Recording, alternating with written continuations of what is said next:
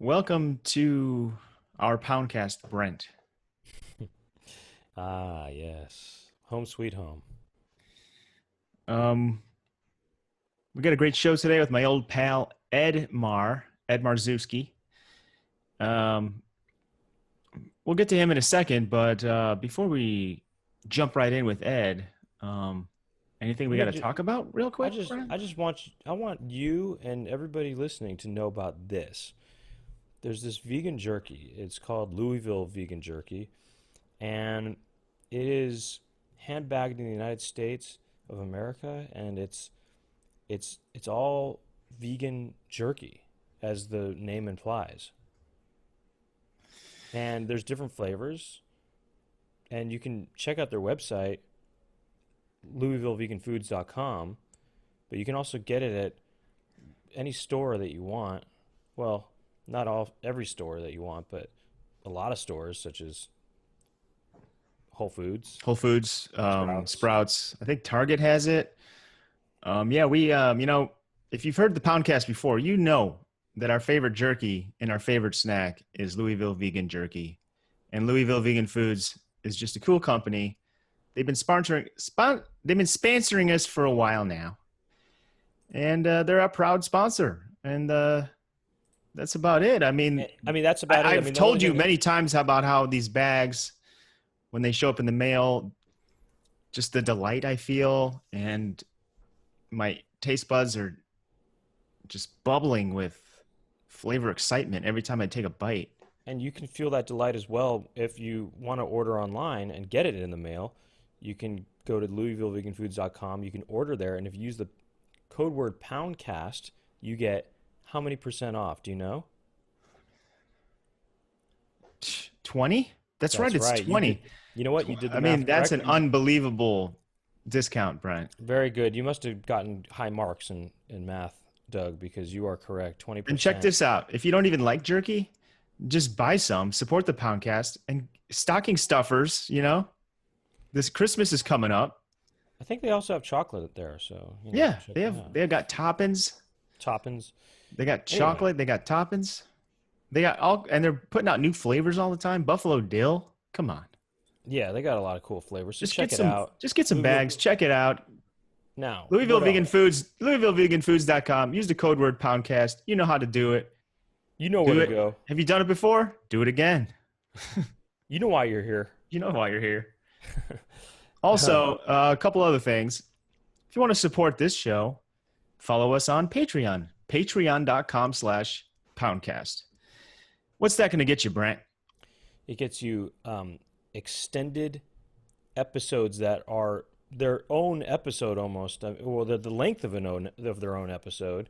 But if you want double the pleasure, double the fun, you get a bonus extended episode that can be up to an hour long sometimes, and for every episode that comes out. And there's also video of all the episodes. You can see our funny faces and hand gestures, such the ones I'm doing right now. Look at these hand gestures I'm doing as I'm You can describing see this. what And shirt I'm this wearing. shirt, he's wearing this bug shirt right now. You can see the Um, crap that's behind us. Look Wait. at all that crap. Look at this Oh, blank wall. Look at all the crap behind me right now. look.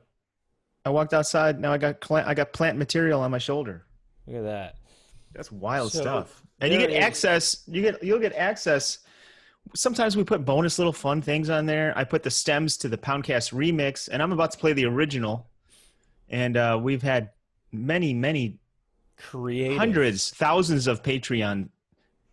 No, not quite We've had thousands, but hundreds of in we've had hundreds hyperbole, of thousands. thousands of Patreon subscribers have done a remix to the theme song, and you could have access to that. You could have access to us. Ask us a question through there. We'll get right to you in a week or two. In a week or two, or in a week or 2 months. No, we'll No, get no. We are what? we are live. We are live. We are tuned in. We are on Patreon. I am on Patreon as well. My personal page, patreon.com/DougPound. You're not going to get quite as much stuff as the Poundcast one, but you're going to get a daily squirrel report on there. You'll have access to that. But But there's little other bonus things on the Patreon, and it's cool. There's some cool stuff. It's pretty good value, I would say. Actually, I actually think it's it's pretty great value. it's a Actually, great value. It's cheaper than most Patreon pages. it's Way cheaper cheaper. at the entry level. It's cheaper than most. Almost, I can't even think of any of the. I don't know any podcasts that are There's never cheaper. been a Actually, cheaper yeah, Patreon page. yeah. So you really I've get. I've In never fact, seen I've never seen one. I mean, shoot, it's so cheap. I mean, dang. I mean, it's Yeah, like I'm not surprised. I'm surprised that we don't have all the subscribers from the other podcasts doing ours first because it was easier.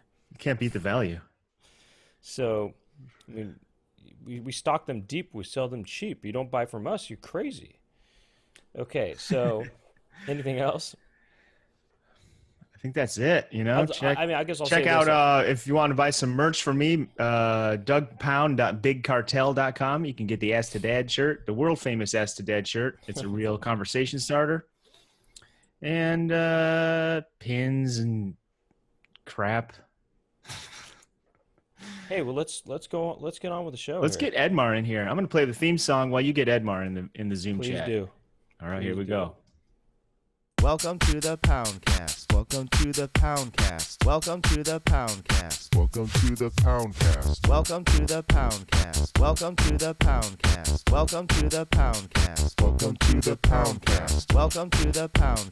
Welcome to the Poundcast. Welcome to the Poundcast. Welcome to the Poundcast. Welcome to the Poundcast.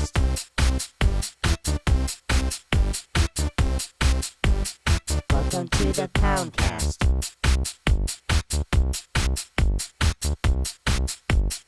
Welcome to the Poundcast. That's the original Poundcast theme song that took me about half an hour to make, but it has turned into many remixes. But I It thought blossomed. for Edmar's episode, we got to go back to the OG, the original version that I farted out many years ago. Because Edmar kind of taps into your origins as a I mean, creative person in a way, right? Honestly, of all the friends I have, I think I've known Edmar longer than of actual friends I still talk to. Maybe longer than Dave Dobie is. I've known him longer, but Edmar is probably number 2, oldest friend. Welcome to the show, Ed. Man, I love being number 2. And you know Well- what? I love number 2 in general. Yeah. Yeah. And hey, Doug, did I release that track on a Lumptronic? No, it's CD? not that old. It's not that old. So, okay, where do we start here? Edmar is, if you're from Chicago and you're involved with the arts at all, you know Edmar. How many people do you think you know? Me? Yeah. How many people do I know? Yeah. I think I read somewhere that you're not allowed to have more than 500 people's names in your head. But my phone has about 890. That's pretty big. I never checked to see how many people I know. Or, You know, or how many I know- people I have in my phone, but I know a lot of people, and it's crazy, man. Like I've been getting, direct messages from people on Instagram, like, oh my God, I went to Buddy, 20 years ago or whatever, 18 years ago. And it was some of the best times of my life. I was an awkward person. And those are and that's where I went to try to like socialize. And now I have like really fond memories of those days. And I want to thank you for shaping my future. So fun, weird little anecdotes like that pop up periodically in my world.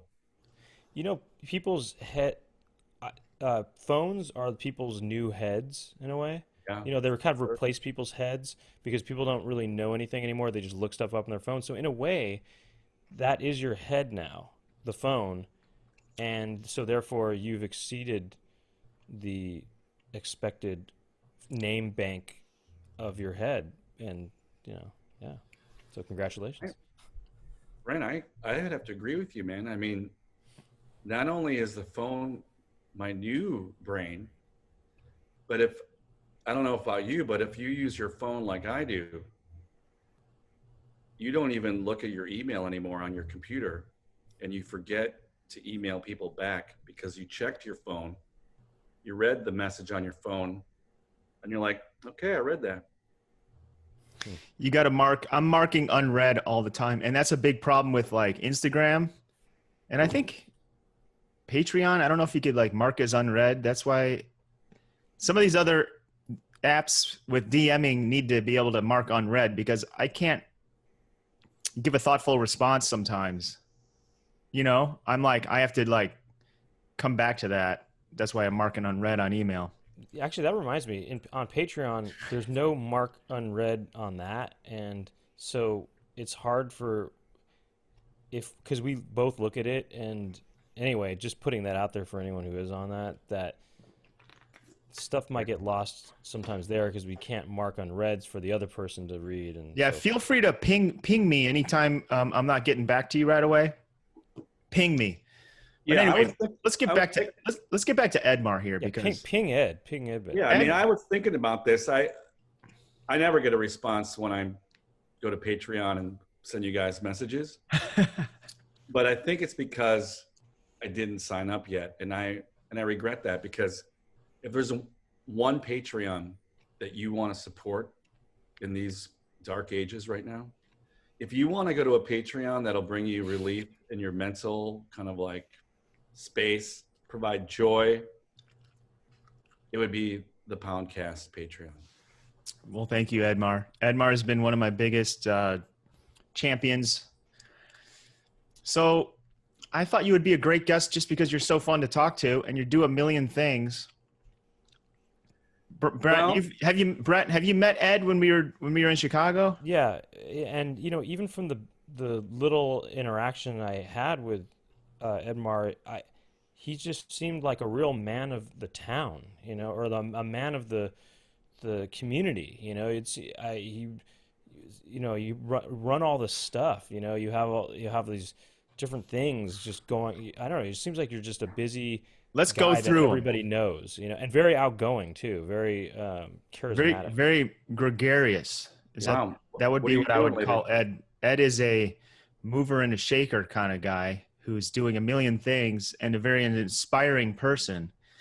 That's why I wanted to get you on the show, Ed, because you do so much cool stuff. You almost do more stuff than like 8 regular people do. And we want to know, how do you do it? So let's go through. When I first met you, it was like 1996 or something.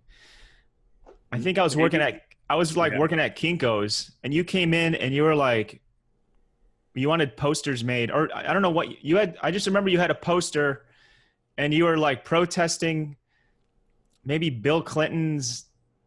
Oh my gosh, it was the DNC, dude. The Democratic Convention. Yeah, the Democratic National Convention. Were you at Kinko's or were you at, no, you weren't at CopyMax. I was not at, I worked at, it doesn't matter, but I worked at both. But that was those were protests for all the alternative convention activities going on during the Democratic National Convention of 1996.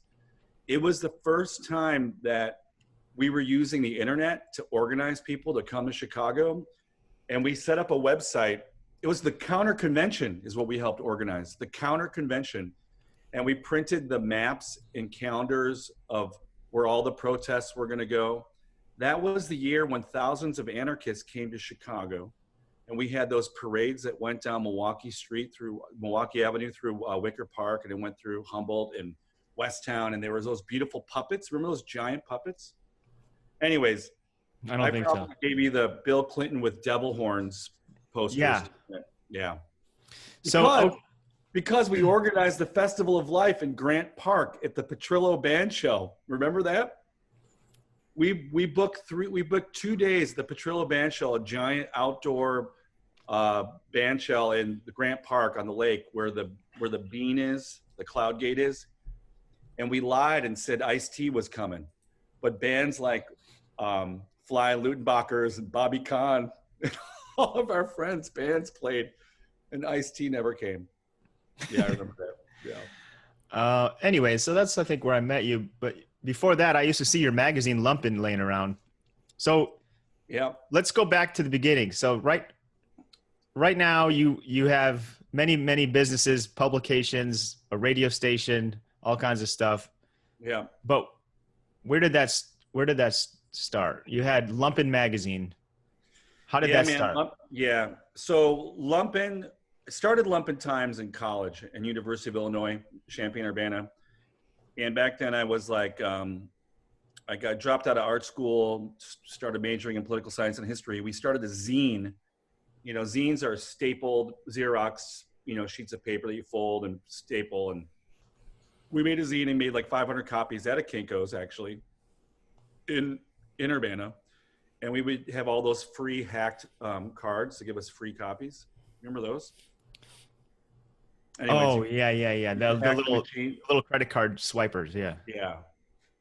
And that was based on like a bunch of people, a couple dozen people wanted to make a zine that was inspired by alternative press. And I did that in college for a couple years. And then I left and moved back to Chicago and started working at In These Times, which is a Democratic Socialist. Back then it was a weekly newspaper. And their office was on Milwaukee Avenue by Western and Armitage by Margie's Candies. And started working there as an intern and met a bunch of weirdos and started another paper called The Paper by putting up posters and flyers up at Columbia College and the Art Institute saying, who wants to start a radical free press in Chicago? And I met these kids and we started working on that.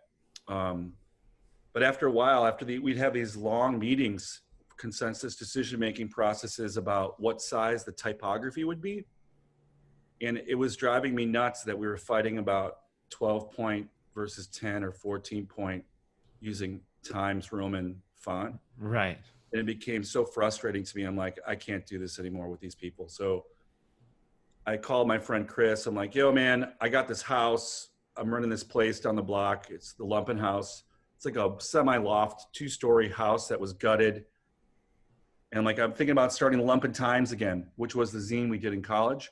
And we launched the Lumpen Times and started doing a monthly free circulation paper, which was about tearing down the pig system, reviewing local bands and music and theater, talking about what was happening in the art scene and stuff. And that's, Lumpen just started happening then. And actually, that's where I met Kelly Kuvo, who gave me copies of your VHS tapes of Space Station.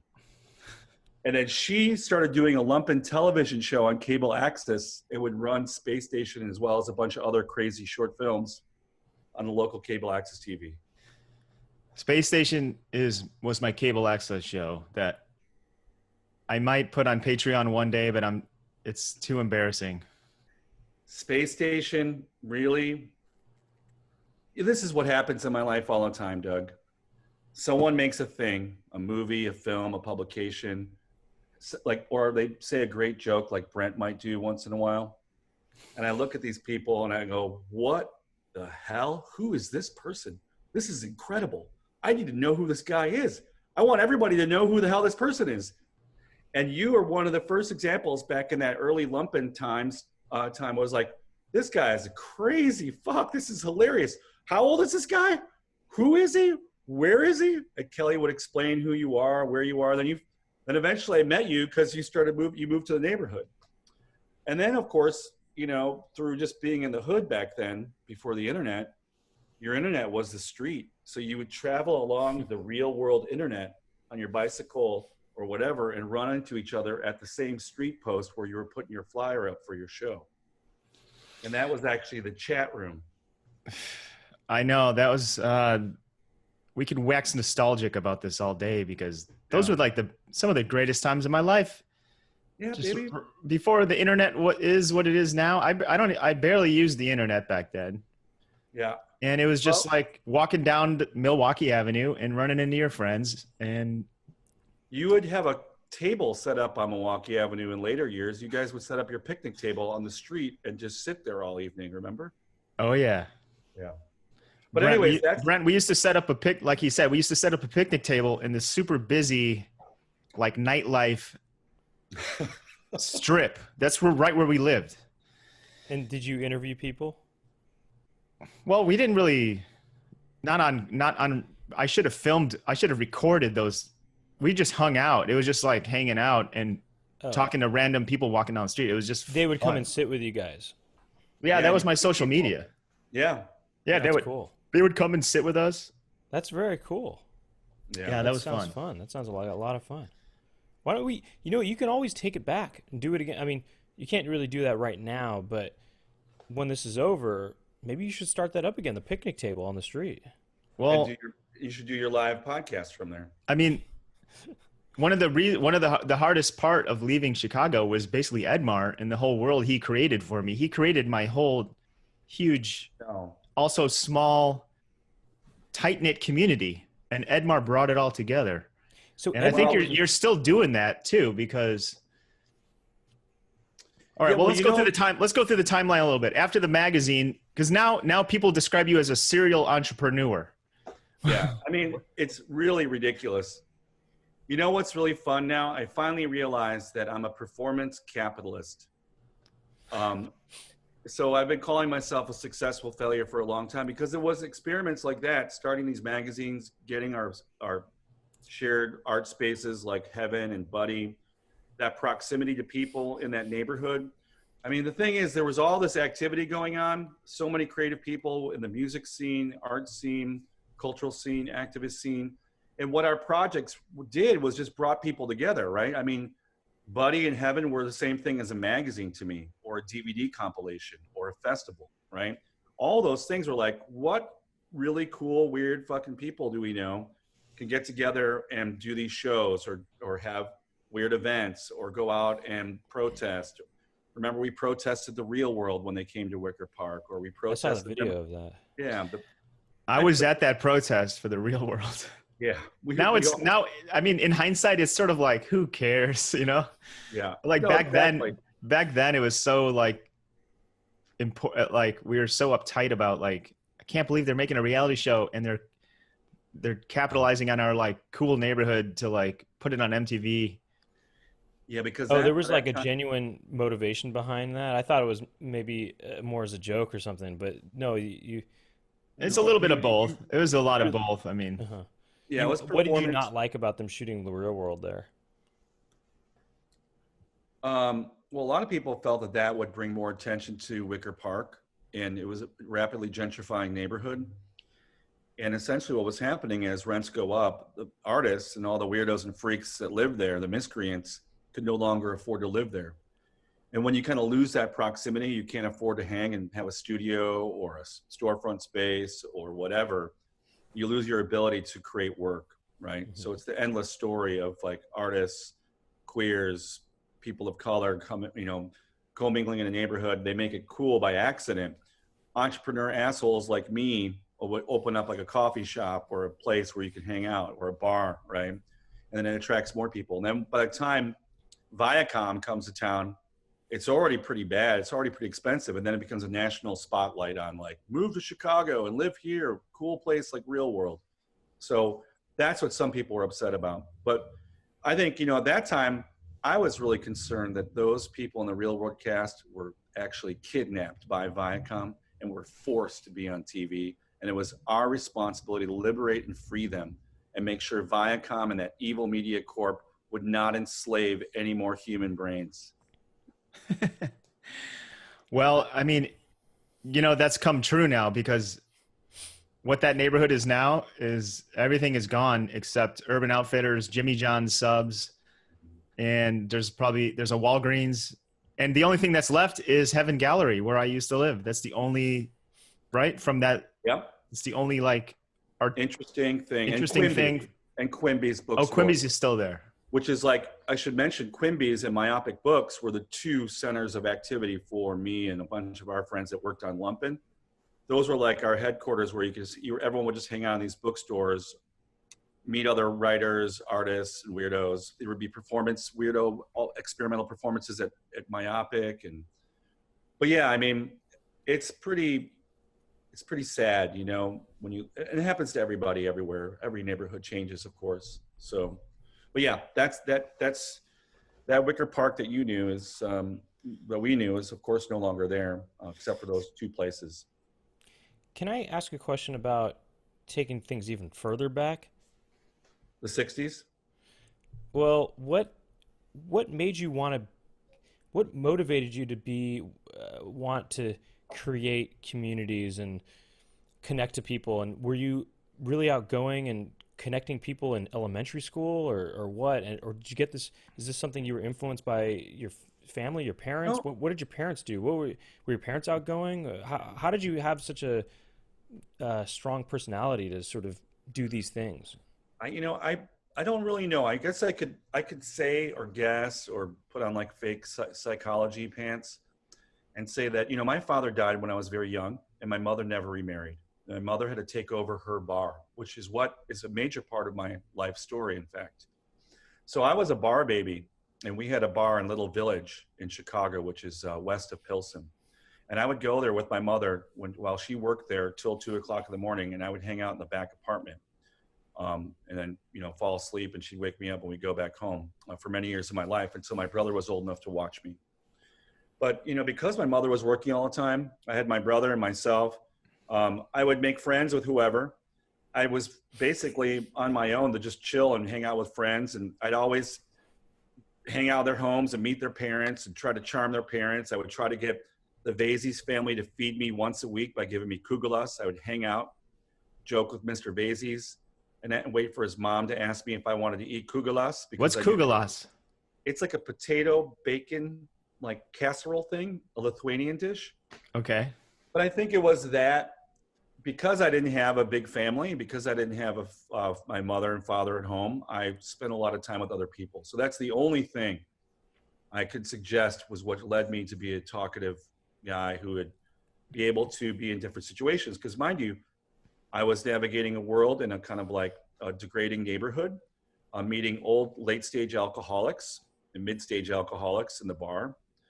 I mean, I would clean up the bar when I was 7. I have fond memories of going in the basement and sweeping and hanging out at the bar and walking the bar's dog. And I'd have to meet, and I lived in Downers Grove back then. So I'd meet these middle-class families, didn't even know the difference really, but I would still go back to the city. So I was always in these different environments with different ethnic groups, because I'd always be with my mother when she would go to the Korean American Wives Association.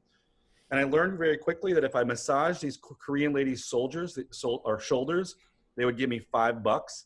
So at their big meetings, I would just go from Korean lady to Korean lady, just rub their shoulders and come home with a pile of money. Oh, that was the entrepreneur. That was the beginnings of the entrepreneur, I guess. Yeah. I think so, because, my mother and father were small business people. My father was a police officer. He retired and he worked at a butcher shop. He always had 2 jobs. My mother had a beauty shop in the basement of our home. My mother keeps telling me stories about how I would be in my little playpen in her little beauty shop in the basement, and I would throw my milk bottle at her when I wanted some milk, and all the ladies there would laugh, and she'd have to take a break and fill my milk bottle. But I grew up where my mother and father worked, essentially. Side note, me and Ed went to the same high school, but I never met you till way after high school. I think you might have graduated before I went in there, Downers Grove. Doug, I'm like 30 years older than you. No, you're not. No, I think he's maybe 4 years older than you. But also, when I was growing up, my mom worked she was like a teacher on the south side of Chicago. Yeah. And she also, like in the summer, she would work at those playgrounds, those like big public playgrounds. Like for the Park District. Park District playground. So that's where I spent a lot of my time. And that's where I learned, that's where I got into like breakdancing and stuff. Just hanging out on, in the city at my mom's work. That's awesome, man. And just meeting the local kids there. That's really cool. Do you remember the stinky lunch bags you'd have to bring with you in the gym? Because once you bring up that, I just immediately have these memories of going to camp at one of those parks, and we'd always have to bring our lunch in a paper bag, and it would always smell like kid sweat and like peanut butter. Oh yeah, and then the sandwiches. I mean, it was always a struggle to get the sandwich, not to have the jelly get through the white bread and become like a purple piece of bread. Exactly. Yeah. Were you at school? Were you popular? Were you friends with the kind of person who was friends with everybody in the school, or what? Yeah, I mean, that's a fun question. There were some people, when I was a little kid, I'll tell you this much: growing up on the South Side, I wasn't aware that I was a different looking mutant. But I do remember my father teaching me how to fight people, boxing, when I was very, very young. And I remember having many fights at the Catholic school's parking lot underneath the bell tower, frequently fighting kids because they're little shitheads. And it was when I was in, I think, third grade, and I beat up some fifth graders, people just stopped messing with me. As I got older, I would continue to get that kind of like those confrontations with people from other schools or whatever, and I would get in fights. But by the time I got through middle of high school, I would just start getting my ass beat, and I stopped being a fighter and became more of a lover. That makes any sense? So yeah, I was definitely a guy who knew all different types of humans. I was a friend of almost everyone who wanted to hang, or it didn't matter what you were, who you were. I had a really great, grammar school, elementary school, high school was great. I was voted, I believe, the best con artist in something. I was voted 2 things in the yearbook: best con artist and best something else. Probably like, I don't even know. So you were moving and shaking in high school. I was probably moving and shaking in high school, yeah, in some ways. I was able to have a parking spot right in the front of the school. How'd you do that? Because you know what I'm talking about. He massaged all the teachers and the staff. I actually did shoulders. massage. I actually continued that massage game through high school, through college, almost through most of my life. Because then in high school and college, it's like, hey, I'll massage your back if you massage mine. And that's probably where I've learned this ethics of mutual aid, mutual exploitation, the massage you back philosophy, right? If I rub your back, you rub mine. So if you want to do that later, we could do that together. How'd you get that parking spot? Yeah, well, I started working at Uncle Pete's and had to leave school really early. So the principal, I forgot his name, let me park there. I also think, now that I look back at it, they always asked me to run for student council, or why don't you be an actor? Or they always encouraged me. I had great teachers. They always encouraged me to do more extracurricular stuff. I also was starting to think like maybe they were worried about me. Maybe they thought I was I was going to be a crazy person and like go off and do tons of drugs or something, because I was given a lot of interesting special treatment. Maybe I was just a special needs guy. I have no clue. But yeah, it was interesting. I would leave because I left at like 2:15 to get to work at Uncle Pete's at 3 something. So what's Uncle Pete's? Uncle Pete's Pizza in Lombard. There's 3 of them. There's one in Westmont. It's funny we're even bringing this up, and we'll maybe talk about it later. So I would deliver pizzas while I was at school. So yeah, I was always working at school too. Man, you're really revealing that I was always working and had some shit going on. Thank you. You're a great. Yeah, I'm born hustler. I had a job, the day I turned 16. My dad said I worked at Jules. Yeah, you had to go work at Jules. I worked at Dominic's over there by the Venture. Oh, Doug, you worked at like the vape. You were doing vaping back in the late 80s or whatever, The original vape shop. Well, you said Jewel. I was just kidding. Oh, right. Jules. You were ahead of the it's Jules. Jules.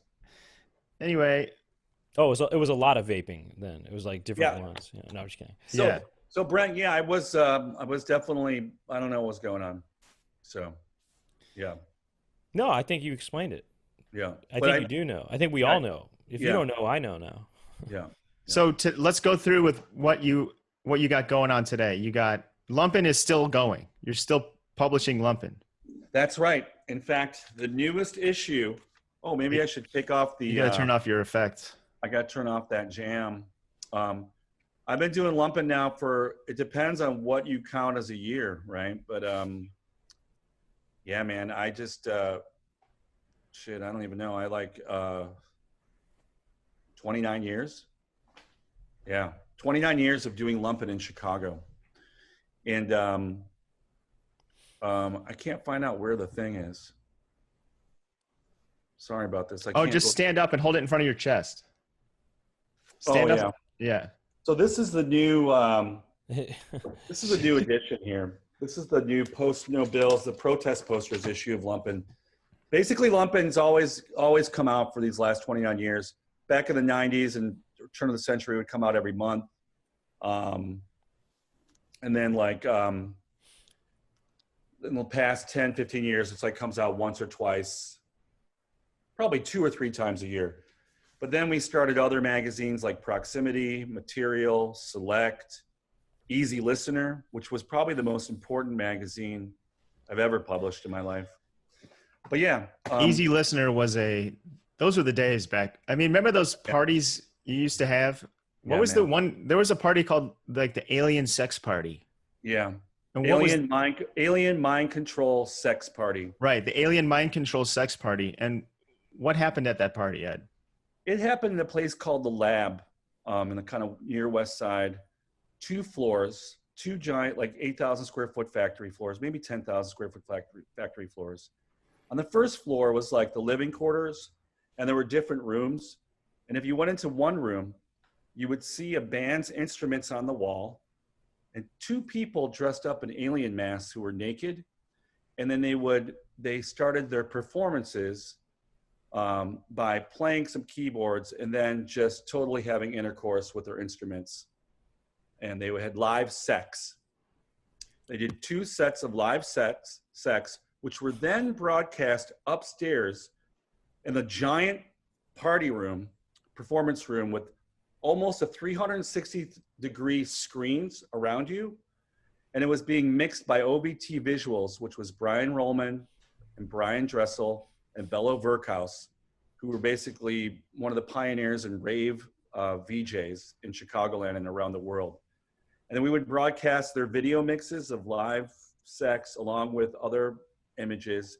And then bands would form like Easy Johnny or which is Davey Force, AKA Mr. Info Channel, who would perform music. You DJ or perform. There'd be bands. At one point we had at one Easy Listening party, we had an orchestra play a classical suite remix of a death metal album by Weasel Walter. So this easy lifestyle was about love, contact, sensuality, modernism, shapes and colors, and drinking.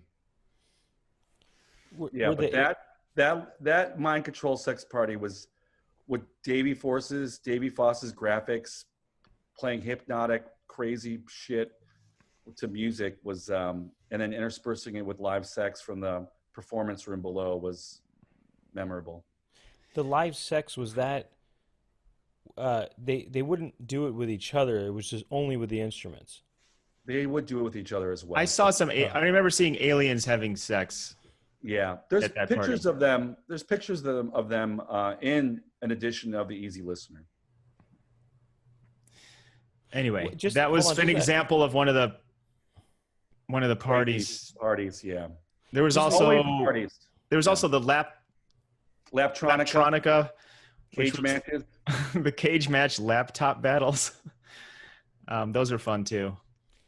Those are the days. Those are the days. Well, remember when you performed at the Museum of Contemporary Art dressed in a purple ape suit as the video ape?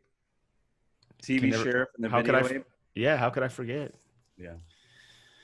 Well, yeah, I mean, there's all kinds of weird... All right, anyway, I was just going down memory lane. I'm just going down memory lane. Publications like Lumpen exist today. So currently now, I'm a co-founder or I own or the president of Maria's Packaged Goods, a community bar. Kimski, which is a Korean-Polish street food place. Mars Community Brewing, which is a craft brewery, kind of a small craft brewery. We sell our beer in cans in Illinois and a couple other states. We have a pretty big tap room. We also have Mars Community Beverage, which makes non-alcoholic, spirit-free beverages like CBD elixirs, we call them, or shrub sodas, and kombucha, and cold brew coffee, and then cold brew coffee with CBD, and we also are about to launch our CBD botanical line of carbonated tea beverages, like a blood orange chai with CBD. Everything's with CBD for me. I also just recently opened up Pizza Fried Chicken Ice Cream, which is a place that serves amazing pizza, amazing chicken, and amazing ice cream. We also are launching Buddy, which was the name of our old art space, which is now a new space in the city of Chicago's Cultural Center. And it's like a 2,000 or 3,000 square foot retail space in which we're selling artist-made objects from Chicagoland directly to people who visit the Cultural Center someday. And we're launching that Buddy shop online where you could see all artist-made stuff and designer-made stuff in Chicago. And then I'm opening up another mini nano brewery on the north side called Life on Mars Community Club. And I just launched with a friend, Forever Friends by Jim and Ruben, which is an apparel line that sells tie-dye clothing, ice tie-dye clothing. And then I just started Rizo World, which is risograph printing imprint. And then, of course, we have the Co-Prosperity, which is our gallery space that I'm sitting above right now. It's like a 4,000 or 5,000 square foot independent nonprofit gallery space, which houses our offices, some studio stuff in the basement for someone doing some silk screening. And of course, Lumpen Radio's radio station is in there. So WLPN's radio station's there. And of course, the gallery, you know, when it wasn't a time of pandemic, would host exhibitions, group shows, parties, live music, yada, yada. Two Wet Crew. Yeah. Two Wet Crew shows. Two Wet Crew, like, for example, was one of the biggest shows. Right, one of the biggest. So the bottom line is you got publications, some restaurants, a terrestrial radio station with an FCC license too, right? Yeah, yeah. A brewery, all kinds of an art Food, space, stuff. a store. How do you do all that? You know, everything is built, I think, upon the foundations of Lumpen, right? Through all the people that we've met. I mean, even back then, you know, we did all those crazy festivals, right? We were always doing tons of stuff all the time, Doug. You remember that. Even when we were doing Lumpen, we would have those festivals or events. Remember, Buddy had a show like every week, 2 or 3 times a week. Heaven would have shows. We're so used to coordinating and doing stuff, whatever it might be, for a temporary show. The amount of work you put into putting exhibition is the amount of work you might put into considering how to start a business, right? The installation for your interior. So all this stuff is just based on being able to cooperate and work with tons of people. And throughout all this, you know, I'm probably been the guy who's like Mr. Facilitator, the guy who helped organize stuff a lot. Remember, I'd be the guy with the biggest mouth, and it usually was like, who wants to do X, Y, and Z? And whatever anyone wanted to do, they would do. And if they needed help, I would help. Or if they screwed up, I'd give them a couple more chances. But if they kept screwing up, I wouldn't work with them anymore. So over the years, I've met so many talented people. So for example, Logan Bay, he was there back in the Video Ape TV Sheriff days at the turn of the century. He was having kick-ass parties in his place. He had his own thing going on with called Bruner and Bay. You know, he was doing stuff in Pilsen. And we hooked up because we met in the bookstore, and I'm like, oh my God, I didn't know you did cool video stuff. Oh, you should come to these parties over at Heaven or Buddy. And you start, the whole idea is to get people to come together and meet each other, and then really great shit will happen because of it, especially if they're creative and talented and they want to do stuff. So I'm just around all these people. I'm like, hey, you know, like with the chef at Kimski, I'm like, yo, man, you want to be the guy who cooks, want to be a partner in the Korean Polish food place? And he would say, no way, Edmar, I would never work with you. But then I'm like, no, seriously, we're really going to build this place. You want to do it? He's like, show me the plans. And yeah, so most stuff starts with just getting to know someone. I really am impressed or excited about what they do. I'm like, do you want to do something together? Or if I'm doing a thing, people come and approach me and go, hey, I heard you're doing this thing. Can I work with you? Or can we do stuff? And that's essentially how all the stuff is working, is you just been around and people find out you have a thing going on, they want to help. And if you could give them a paying gig, they usually stick around and keep working on it until they decide they want to move on, or they completely screw you over and you got to fire them. Well, what's your advice for people that want to like do stuff? Want to move or shake? Move or shake, yeah. Or both. Well, you know, I mean, and really what I tell most people is just never be afraid to ask anyone for anything. Don't be afraid if someone says no. Like, who cares if anyone says no? It's not a big deal. As a successful failure, I think it's important that you do whatever you want. And if you fail at it, fine. And if it works, keep doing it, keep improving upon it. Through those failures or mistakes or whatever, things that don't work out, you learn a lot. And you learn what not to do the next time and whatever the thing is. So as I was saying earlier, like the magazine is the same as a brewery, is the same as a bar or a gallery. They're all acts of distributing ideas, and sometimes they're acts of distributing products. And of course, when you're working with people, just be really honest and be upfront about how things, if you wanted to start a business, go, okay, let's start a business. How would we break this business up if we decided we hate each other? You immediately figure out how to leave a thing before starting it, right? So you could screw each other over in a more pleasant manner if you break up. I've been fortunate that most of the things I've been doing, I just do, and I'm just going to do these things. And if you don't want to do them, go do your own thing, and I'll still continue to do the things that I want to do. And a lot of that is because of support from my family and friends. But, you know, it was really hard. Most of my life, everything I did was with a low budget, never making any money. It always sucked. I mean, you guys know, in terms of like working as artists and getting your career started, like you would go do shows and you wouldn't get paid, and you kept doing it because you wanted to do it, you know, and it wasn't about the money. And for most of these things, it's not about money. It's like, do I really like this thing I'm doing? Then I'm just going to do it. I mean, I remember like when we first started Lumpen, how are we going to pay for this crap? You got to go ask people for ads. So I was the guy who walked around the neighborhood and asked every single business owner for money to pay for the damn thing. I never was afraid to get rejected. I mean, I'd be sad that if my favorite little buddy wouldn't advertise that month, but it's probably because he was broke. He couldn't afford to. But a lot of what you're doing today, this, you know, the Patreon stuff, the subscription, like you have a community that wants to support and make stuff. So if you have a community, there are communities out there who want to support what you're doing, ask them for money. If they have disposable money, they might as well give it to you than give it for a stupid cup of coffee or buy some crap they don't need. They probably should. They want to support culture. They want to support art. They want to support people's dreams. And most people want to support people. Most people want people to succeed. Except there's a few people I hope get crushed and fail. But you know, that's through my competitive nature as well. So I'm very competitive too. So whatever I'm working on, I want it to be the best thing on earth. Even if it wasn't perfect, we tried, we got stuff out. I want to crush you, I want to destroy you with how awesome our stuff is. And by that motivates me, right? So yeah, don't be afraid to ask, do whatever you want.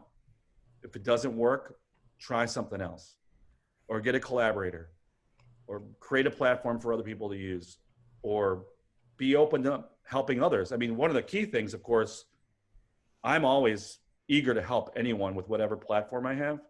So I'm always down to help people if I can. And I think that vibe, that karmic stuff is real. So, you know, that we get back to those massages, right? I massage your back, Brent, and then you massage my leg. Oh, we started doing different. I don't know if that's a balanced trade-off. Switching it up a little bit, yeah. Yeah. So you're a big. I mean, you know a lot. You seem to have your finger on the pulse about like politics stuff. Well, that's where it started. Tell us what's going on right now, Ed. Break it down. Yeah. I mean, all that's all started. Like, I don't have any of my own ideas. I'm bereft of ideas. But there are other people who write really well and have great ideas. And my whole thing is like amplify, broadcast, give a platform for really great ideas, or even dumb ideas that people should know about. So yeah, it's very tough. You know, I've been motivated by creating alternative media because I believe the monopolization of media is what creates this kind of regressive world we live in. I mean, unfortunately, you guys, we've all lived through the decline of a kind of more egalitarian, semi-egalitarian society that our parents lived through up to the late 70s. So I'd say from Reagan on, we've been on a pretty much a decline in so many different things in our lives, where the super rich are making tons of money, not getting taxed for it, and most people really haven't seen many gains compared to what's happening at the top. With this disintermediation going on with the internet and disruption of all these business models, you find a really stark contrast with wealth being generated at the very top by those like Jeff Bezos, all the CEOs like Elon Musk and all these quadrillionaires. So what happens is that those rich fucks purchase all the politicians, right? And you could argue the Republican and Democratic Party have all pretty much been purchased by the same rich fucks and different oligarchic groups and that have been around for a long time. I should not have sworn so loud. Sorry. But Is your daughter nearby? she's in Roblox land, so she had her headphones on, but it looks like she giggled when she heard me say that. So right now, we've basically crossed the precipice in 2016 with the election of the orange. And right now, I hate to be such a bummer, but this might be the last election we'll ever see, like a real election in America, this next one in November. I'm so worried about all the things that they've disrupted. I'm so worried about the encouragement of violence and hatred and the kind of like virulent white supremacist behavior that they're encouraging on the part of people. Their complete ignorance and kind of like the way that they try to foment ignorance by not believing science, as witnessed through this pandemic. The fact that they constantly confuse every day as a different way to disrupt your reality, to keep you uneasy and fearful and messed up. Fear leads to bad decisions. And these guys have, as historically has been done in almost every Tin Pot dictatorship or any country that's fallen under the wayside of fascism, everything you see now has already happened a million times and all over the world. And this is one of the last times we'll be able to put a real stop to the complete disintegration of the society that we see witnessing in fragments through Facebook, Instagram, on the street, in the protests. And the fact that so many people are ignorant of history and have no awareness of the plight of others. And the fact that we live in a society where we're taught to be individuals as opposed to working collectively. The fact that we're pushed to be very individualistic and selfish over the benefit of others means that there's a large population who doesn't have empathy for others, right? And it's not just Republican or Democrat, it's just a lot of people just don't give a shit about other people. They just care about themselves. And those are a lot of those people who don't wear masks because they've convinced themselves through cognitive dissonance that there is no virus and that no one will be hurt. And they don't need to wear a mask to protect others because the whole thing's fake. So when you have a climate like that, and you have an electoral college set up to reinforce the victory of white supremacist counties throughout the country over the popular vote, you can see how we are completely fucked. Okay, so worst case scenario, what would happen if? Well, no matter what, we're entering a bad scenario. No matter whoever wins the election, it'll be contested by either side. And then we'll go through massive confusion. They've already encouraged these militias and these people who couldn't go into the army. They didn't want to fight for their country, but they got guns. Those people are going to line up around all the state capitals. Those people are going to shoot more protesters. Those people are going to create a massive havoc around the country to disrupt any sense of normal debate or counting of the ballots. You may not remember this, but when George Bush beat Gore, the Republicans were so good at just loading up the courts and the entire state of Florida to make sure they could steal that election. So stealing elections is kind of what is always happening around us anyways.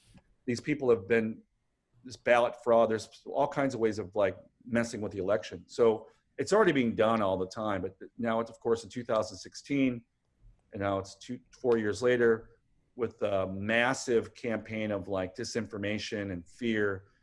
The president telling people to vote twice, basically encouraging people to do felonies. I mean, if the Trump virus loses, he'll say fake news, fake polls.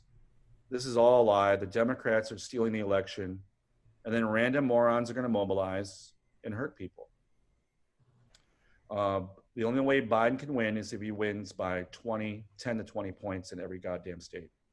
And if there's not an overwhelming amount of people voting in favor of Biden, who I don't really like either, we're going to live through this shit through January. It's going to be insane. He'll just may not step down, right? He'll just go, no, I don't believe the results. No inauguration party for you. Right. Well, let's not dwell on the negative stuff here. I know. I'm sorry, but I'm very. This is very interesting, and you can clarify. You can clarify these ideas very well. So. Well, I don't think I do a good enough job, and I honestly feel like I've failed my whole life to communicate these ideas in a way that don't shut people off. Right? I'm a little bit too hard when it comes to this stuff.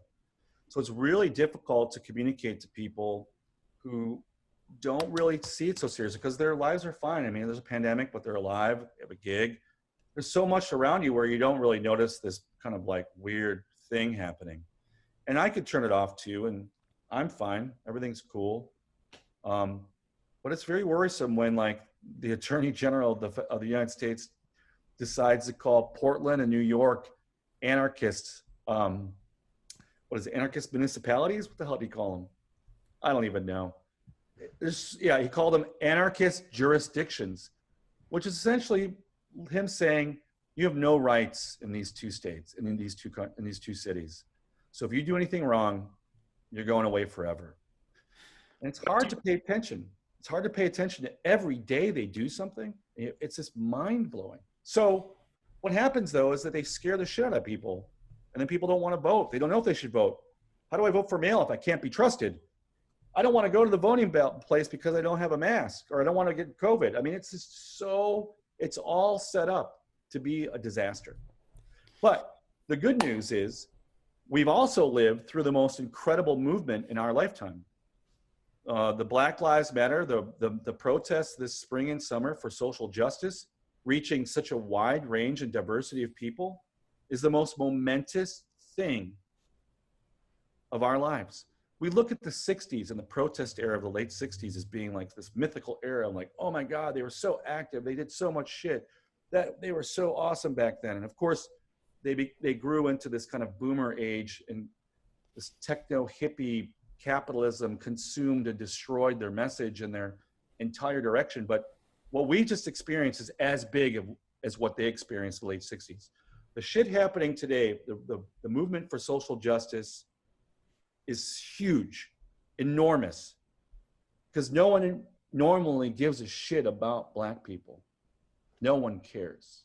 And now people do. And that's incredible. Sorry. What do you say to people that look at like Antifa and say they're a terrorist group and they're just anarchists who just want to loot and riot and light everything on fire, and they don't, and that's what they want to cause chaos? Well, the thing is, there is no group called Antifa. Antifa means anti-fascist. It's a philosophy. And you say, did you know that in World War II, America joined the World War against fascism and battled against the Germans and the Italians and the Japanese, who all had fascist governments? And that the war was about ending fascism.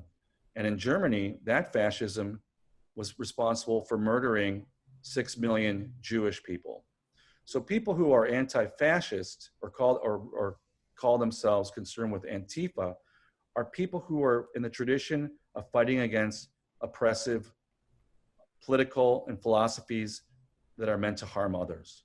So Antifa is a philosophy. So other thing you can look at is like those protesters who are looting and stuff like that. Yes, there are protesters who loot. There are lots of people who would probably loot if given the advantage in a crisis, because their entire lives have been looted. The majority of their lives have been destroyed by living in segregated places without opportunity, without proper education, healthcare, access to anything. So when you nurture and accept a desperate class of people, in fact, one would call them lumpens, the lumpen proletariat, you can expect that periodically when a major crisis happens, they will come out and fuck shit up and steal some Nikes. But when they do that, it does nothing. It affects you not at all. None of those lootings do shit. They don't affect most human beings unless you watch it on TV and you decide you just don't like black people. Lootings don't affect anyone. It might affect small businesses who don't have insurance. But most of the places that, you know, that are large corporations or buildings or properties, they have insurance. There's loss of business. They get their shit recovered. And if you opened a business without insurance, then you opened an illegal business. So I really can't feel sorry for you, because every other person who opened a goddamn business has to pay the fucking insurance companies and pay their leases and pay their bills to make sure they can operate as a business. So if you were a business that didn't have insurance and didn't get if you were looted and you didn't have your insurance in place, you didn't pay your bills, I'm very sorry. But everyone else who has a business has to pay. I don't know why you didn't pay. How's that? Did you get looted at all? Did any of your businesses get looted? None of my businesses have been looted, but instead my businesses are randomly shot by bullets from idiot gangbangers who can't aim at each other. So periodically I get a bullet in a window, either in Maria's or Co-Prosperity Sphere, for people who don't know how to shoot. Didn't they smash the window at the art gallery?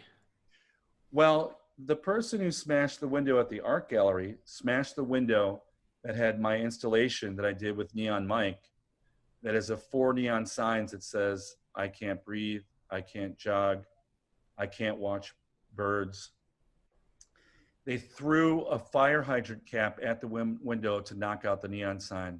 And the people who did that were in a large black SUV. And it was a young lady in a white cap and a white shirt who looked like an Italian girl, who wobbled out of the car, heaved the thing into the window, and then skittered back into her car. And it is I'm supposing that it was part of the neighborhood that really hated all the political posters and all the messages that we put up in the gallery. And they just came to smash the window because it was the night after Trump's inauguration or selection as president. It was during the RNC convention that these, whatever, we'll just call them MAGA heads, came and smashed the window. Did you get their license plate or anything? Unfortunately, no, because it was blocked by one of the posters and the video was too shitty. So anyways, all the display windows around the gallery had an installation up that was organized by Just Seeds, an artist cooperative that makes all kinds of agitprop and political and historical posters about movements. And the installation that I had up there was the contribution to the show, to that window, that display window. But yeah. Real quick, we should probably go for another, 5-10 minutes, Brent, and then do the After Dark? Yeah, sure. This isn't the After Dark portion? No, but Ed, do you want to stick around for like a little bonus half hour? What do you do after dark? Well, I have a game idea. I like After Dark. I want to know what happens after dark. So yes. Well, we can go back into the alien mind control sex party stuff, or we can just talk about whatever. We just keep talking for like another half hour. Oh, great. Yeah. I'm Are totally you cool with that? You talking to me? Yeah. Oh yeah. No, I want to know what happens after dark. Okay. All right, Ed, let's go out on a high note before we go after dark. Let me hear your vision of the future, your positive, ultimate vision of the future. Well, if we somehow are able to make sure that the orange Trump virus is defeated this November or January, and we're able to assess the damage done by the 4 years of looting by the government officials he's appointed, who probably are benefiting from their positions in government to make money, destabilizing the post office or privatizing this or whatever. We'll have an assessment period of what we can do to kind of fix things.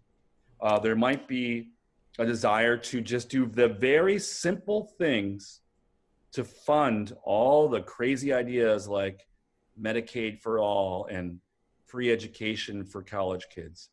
And those simple things are: make rich people pay their fair share of taxes. 2, make rich people pay their fair of taxes. I mean, the reality is, if we do that, get rid of offshore banking, make it illegal to just hide your money everywhere, we'll be able to get enough resources, money to help pay for these programs. And what that means is that you'll have ways of eliminating some of the things that create these desperate pockets of people who rise up once in a while and loot the Nike store. You'll be able to help people who have massive amounts of college debt maybe do jobs they want to do as opposed to jobs they have to do because they have no other choice but to live a shitty, indentured life. So I'm hoping that there'll be, after that election, that progressive people will put pressure on the Biden administration to help fund pretty basic human rights. And of course, that administration will also possibly do a more national plan at helping us end the pandemic. And then possibly making sure that we have a better plan in place should the next pandemic come. Because without putting this pandemic to bed, the economy is going to suffer, our realities are going to suffer, mental illness is going to increase. It's just, there's too many things that are happening. So I'm hoping that with the new administration, that'll happen. And then locally, I think there'll be an amazing flowering and explosion of cultural activity unlike anything we've ever seen. And it's going to be beautiful. The establishment of new venues, new spaces, new activities, new ways of hybrid communication. Like the use of this technology now has allowed us to actually hang out for a meaningful amount of period for like the past 10 years. I might see you at a show, but we don't get to hang out. You know, Brent, it's like I've seen you at these shows randomly and you're wondering what you're going to eat afterwards. I don't get to hang with you. Or if we go hang, we're hanging with 10 other people. So this allows us to communicate. We'll have spaces set up for you to come to and perform at or do stuff at, right? And I think here, you know, our job is just to make sure that we create, you know, socially equitable, non-douchebaggy businesses and nonprofit opportunities. I think our Public Media Institute, our nonprofit's going to continue to kick some ass. I mean, right now, I forgot to mention, we do this thing called the Community Kitchen, where I use the Mars kitchen and Kimski's kitchen 3 days a week to make almost 900 to 1,000 meals a week for food pantries, senior residency homes, and our neighbors. We just give out food in front of Kimski, like hot lunches 3 times a week. Like, there are ways of using underutilized resources to help your community in ways that you maybe didn't before because this pandemic didn't affect your life because there wasn't one. Like this portal that we're in shows us all the different ways that we can go. The future we want to see has to be different and has to be better than what it was. We have to end the slow slide engineered by oligarchs, plutocrats, the Democratic and Republican national parties, who are essentially just in bed with the ruling class elements to just say, oh, this is good enough for you. And we have to fight to make sure that there's, you know, economic, social, and racial justice for all. And with that, things will be better for everyone. So my suggestion is convince every person you know outside of your blue little zone who don't want to vote for Biden to not vote. I would encourage a non-voting campaign to those MAGA hat wearing freaks. Tell them you'll give them $100 each if they could prove they didn't vote that day. You know what I mean? Brewster's Millions. Exactly.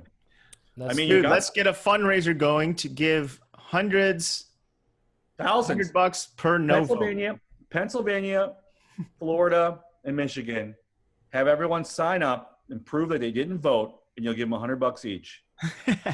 And all you need is probably like, if you just, you know what? That's what what's his face should do. Bloomberg, instead of giving $100 million to the to defeat to play in ads, set up a website for everyone in Florida who's a Republican. Of course, it's only for Republican votes. And in whatever, Michigan and Pennsylvania and Wisconsin, go, hey, here's $100 if you don't vote. What if they vote for Biden? That's if you vote for Biden, you get $200. Well, thank you, Ed. You're a legend, and you care, and I like that a lot. Well, you give guys, a shit, you know. Stick Yeah. around for a little bit. We didn't go after dark yet, you know that. oh, we're not even after dark yet? Jesus Christ. Okay, great. Sounds good. Are you cool with that? Absolutely, man. Are you guys okay with that? Yeah. I have a game idea actually. Why don't you guys do that? I'm gonna take a bathroom break. I'll be back in like less than 2 minutes. Great. Did you Well, okay, check? so is this Yeah, episode- wrap it up, Brent. okay? I'll wrap up this episode. So thanks Okay. again to Ed. And you know, Doug calls you.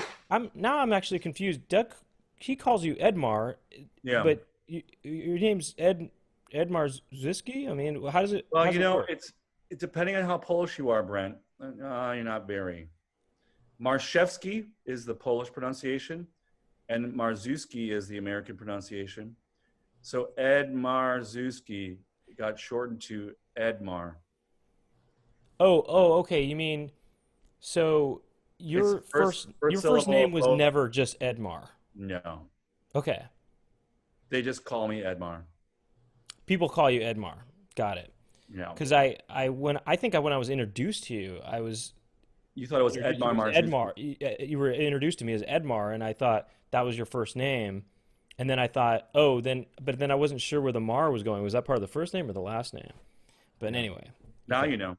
yeah. And there's also a famous Edmar Foods in Chicago. So I'm sure who called me Edmar first, I don't remember. Anyway, I think Edmar is a cool first name, actually. yeah, it is. It's a great name. It's a real 'Cause name. It's a real. It's like a cool alternate, it's a cool alternate angle on Ed or Yeah, I agree. Edmund or or something, or Edgar. It's better than Edgar, Edwin, and Edmund and Edward for sure. Yeah. So, but look, Maybe. wrapping up this episode. Thanks for being here. You didn't wrap it up yet? We should be deep after dark by Well, now. I wanted clarification actually on his name because I was introduced to him as Edmar, but it turns out that's sort of like a nickname-ish kind of thing that's based on his last name. Anyway, He's half Korean, half Polish. You got to respect that, Brent. That's Edmar. Yeah. right. Well, that's actually brings me to the game. All right, so we're wrapping it up. Okay. If you want to continue to listen and hear this game that we're going to do, this hyped up game I have going, it's patreon.com/ Poundcast. Do you want to put your social media links and we can put it in the? Do you want us to put? Do people do that? Sure. Have something that you want to promote or something. Yeah, like anything you want to anything you want promote. people to go to. I want or to something. promote. I would love, guys. I would love to be followed at Edmar Lumpen. That's LUMP as in Patrick EN on Instagram. But I'd like your listeners to maybe, if they're into the whole beautiful universe of ice tie-dyed apparel, to follow Jim and Ruben on Instagram. And that's Ruben with an REUBEN. So Jim and Ruben on Instagram. Thank you for the opportunity. But guys, also, what do you drink, Brent? What do you drink? You a CBD guy, or do you coffee or beer? You don't do beer. No, I've never drank anything like that ever. How about coffee? No, I mean I did drink coffee. I stopped when I was 16 though. I haven't had coffee. You don't do beer. Yeah, never. No. What about? I know, Brent, you don't wear tie dyes either, do you? No, but I mean I appreciate people wearing tie dye. What about tie dyed socks? I mean I wear white socks. I wear white socks. Yeah, I know. I have nothing for you. But I mean, look, if Doug is wearing tie dye, I'll feel like it was for me, Right.